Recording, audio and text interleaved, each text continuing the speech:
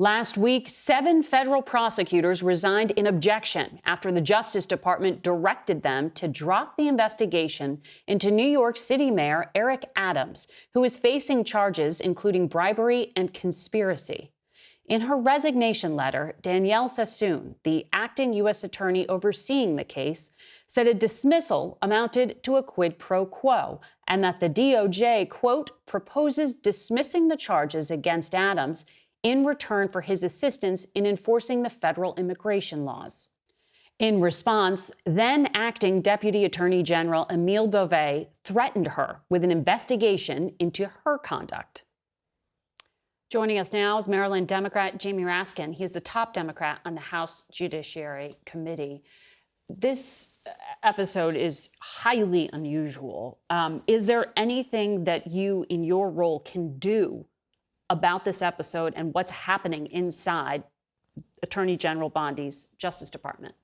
Well, the Justice Department is at war with its own attorneys, its own prosecutors, and the whole episode is just saturated with corruption. It was a corruption prosecution and investigation, which led to a grand jury indictment against Eric Adams for bribery, conspiracy, other corruption charges. And then the new Department of Justice decided to squash the whole thing, basically saying to Adams, well, we will drop this case against you if you engage in certain kinds of political or policy accommodations with us. And then in order to complete that deeply corrupt bargain, they had to try to coerce their own lawyers to do it. But of course, the prosecutors were saying nothing has changed in the facts of the case and nothing has changed in the law. In fact, additional evidence was found, meaning that they were going to revise and expand the original indictment, but instead they were told to kill it for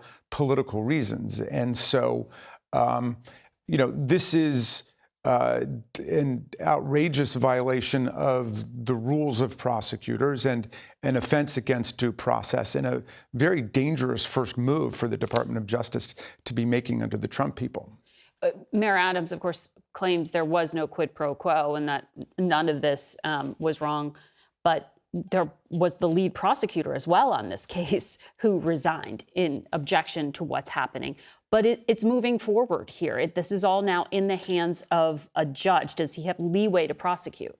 So, first of all, just about Danielle Sassoon, I mean, that's a very conservative U.S. attorney, and she couldn't take it. I mean, you have the most conservative prosecutors in the country resigning in opposition to this steamroller on behalf of corruption. But it's not over yet because Judge Dale Ho does not have to accept the withdrawal of the charges, the dismissal of the charges, which 7 Department of Justice attorneys resigned rather than be involved in. The head of the Public Integrity Section, the head of the Criminal Division, 5 other lawyers said no way, and they wrote very stinging rebukes of the Attorney General and the Department of Justice in this case. So Judge Ho has to accept this dismissal, but he may not. He may go ahead and try to appoint another prosecutor to go ahead and, go through with the indictment that was handed down by a grand jury. Well, Attorney General Bondi says there's nothing wrong here, saying it was President Biden's weaponized DOJ that went after Adams for political reasons, and only after he criticized President Biden's immigration policies. This is a fellow Democrat. Do you think he should be prosecuted? And how do you respond to that allegation? Well, first of all, the Attorney General did not cite any changes in the facts of the case. She did not cite any changes in the law because neither occurred, nor did she cite any irregularities in the investigation or the prosecution. It's all made up. Well, then she's mimicking her boss then, who just lies as a matter of course. One would expect more from the Attorney General of the United States. And, this whole corruption attack, that is an attack on the Department of Justice for engaging in corruption prosecutions, could be impeachable in a different political environment. But the fact that Mayor Adams is a Democrat is neither here nor there for me. I'm against corruption across the board. It seems like Donald Trump wants to attract all of the corrupt politicians in America to his side. So in the Oval Office, President Trump, you may have seen this image. He has hung a picture, a framed picture of the front page of the New York Post that has his mugshot in it from that criminal case in New York. Yesterday, he also tweeted, "He who saves his country does not violate any law." He seems to believe that all those prosecutions against him were politically motivated, and voters apparently didn't think it mattered. He was elected with a mandate. How do you convince the public that it does matter? The dominant objective of this administration is corruption and lawlessness. The first thing that they did was they sacked 17 inspectors general. Those are the people who are actual corruption fighters within the departments and the agencies. These are the people who ferreted out $91 billion worth of waste, fraud, and abuse in the government. They argue it's within their political power to do so.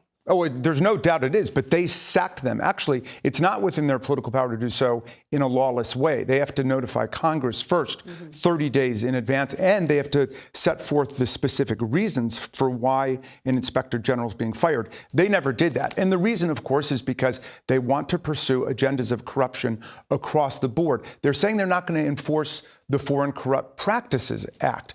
They are shutting down the Consumer Financial Protection Bureau, which has saved American consumers $31 million in bank overdraft charges, credit card late fees from corporations completely inflated and having nothing to do with actual charges and so on. They're getting rid of anything in the government that supports consumers, that supports citizens against the ripoff artists who are their friends.